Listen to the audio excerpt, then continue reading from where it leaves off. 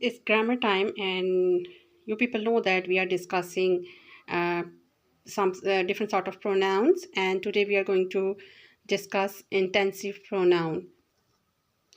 And dear students, intensive pronouns are those pronouns that are ending in self or selves.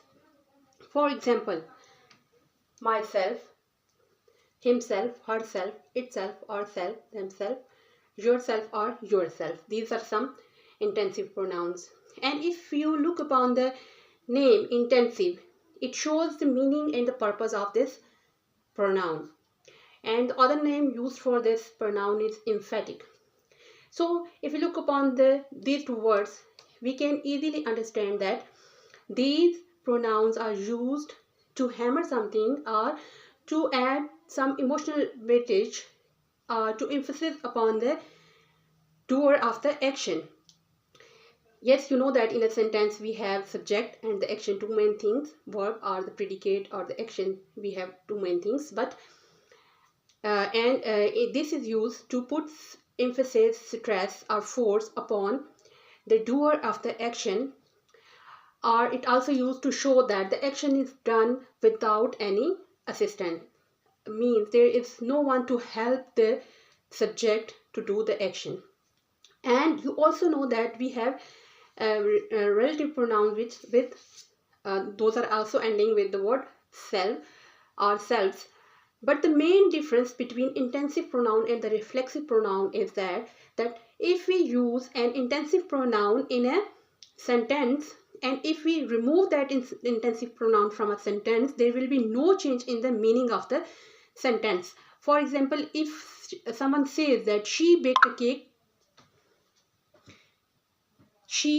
cake for herself, so it means that there's a girl who baked the cake. For if we say that she herself baked a cake, so we can say that the girl is baked a cake, and there is the stress or force upon the doer of the action. But if we say that she baked a cake for herself, now here if we remove herself from the sentence, there will be a question: she baked a cake for whom? So if we remove an pronoun from a sentence, relative pronoun from a sentence, there will be change in the meaning of the sentence. And if we remove an intensive pronoun from a sentence, there will be no change in the meaning. So there is another important thing while using intensive pronouns, that is they are mostly used right after the subject, which is noun or pronoun. So whenever we will see that there is a noun or a pronoun, for example, I, we, he, she, it, or any name, and that is followed by right after some sort of pronouns, we will say that this is an intensive pronoun. Here are some examples. For the party, I baked a cake. I myself baked a cake. Now, if we don't put here myself, we know that the meanings are conveyed, that the speaker has baked a cake. But if we put here myself, which is right after the pronoun I, we are going to force upon the we are going to put some sort of force upon the doer of the action, which is the speaker, not upon the action. Then we have next example. The players knew that they dash were responsible for the loss. They themselves. Now we have themselves just after the pronoun they, and if we do not put themselves here in the sentence, the meanings are conveyed. But if we put here themselves in this blank, so it means that we are going to put some force, or we are going to add some sort of emotional salt or vocal stress upon the doer of the action or the subject in the sentence. Next we have the sentence, we dash built a garden. We ourselves built a garden. So it means we are going to put some sort of stress upon the doer of the action, which is here we, and ourselves will come right after the we. Now we have next example. Junaid made a sandwich complete with pickles.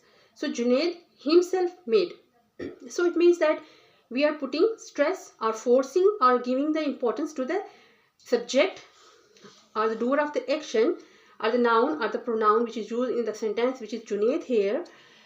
And the next example is I am dash a little nervous about walking by the night. So it means if we will use a intensive pronoun here, which will be I myself, I am myself. So it means we are going to give more importance to the subject, which is I here. Next example is they dash built the house. We will use the intensive pronoun, which will be themselves.